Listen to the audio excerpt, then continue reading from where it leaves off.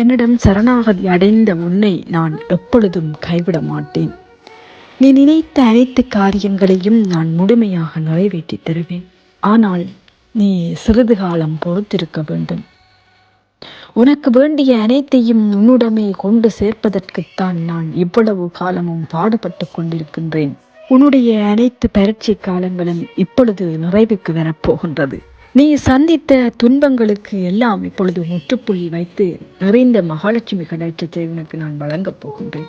நீ பிறருக்கு செய்த உதவியை பார்த்து நான் பிரமித்து நிற்கின்றேன். அதனால்தான் உனக்கு செல்வ செழிப்பை வழங்குவதற்கு நான் தயாராக இருக்கின்றேன். பல காலங்கள் கஷ்டத்தின் மத்தியிலும் முருண்டோடி சென்றாலும் நீ என் மீது கொண்ட பக்தியை கைவிடவில்லை. அதனால்தான் நான் உன் மீது கருணை கொண்டு உனக்கு வாரி வழங்க திட்டமிட்டுள்ளேன். எந்த செயற்பாடுகள் எடுத்தாலும் முற்பகுதியில் தடையும் பிற்பகுதியில் சிறிது சிறிது நல்ல செயற்பாடுகளும் நடக்கின்றதன் காரணமாக எப்பொழுதும் நீ என்னை கைவிடவில்லை. முற்பகுதியில் சிறிய தடங்கள் உனக்கு நான் தருவதற்கான காரணம் நீ அதனை இடைநடுவில் நிறுத்தி விடுகிறாயா அல்லது அதனை தொடர்ந்து முன்னேறிச் செல்கின்றாயா என்று பார்ப்பதற்குத்தான். நீ அதில் வெற்றி பெற்றுள்ளாய். அதன் காரணமாக உனக்கு செல்வச் செழிப்பை வழங்கலாம் என முடிவுக்கு வந்துள்ளேன்.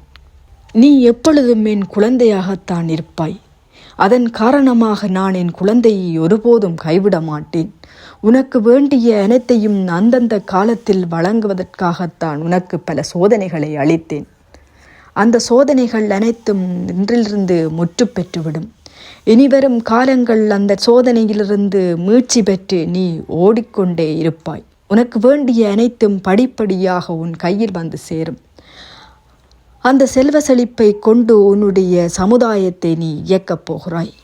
அந்த வல்லமையை நான் உனக்கு மட்டும்தான் கொடுக்கப் போகின்றேன். அதனால்தான் உன்னுடைய கஷ்டங்களையும் அனைத்தையும் சீர் செய்வதற்காக உனக்கு பல துன்பங்களை கொடுப்பது போல் சில செயற்பாடுகளை செய்தேன். அதனை நீ நிராகரித்துவிட்டு ஓடிக்கொண்டே இருந்தாய். அந்த செயற்பாடு எனக்கு மிகவும் மகிழ்ச்சியை தந்தது.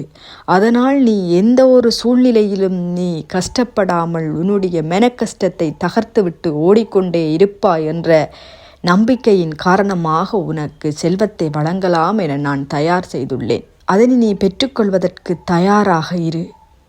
மிக விரைவில் உனக்கு அந்த செல்வ செழிப்பு வந்து சேரும்.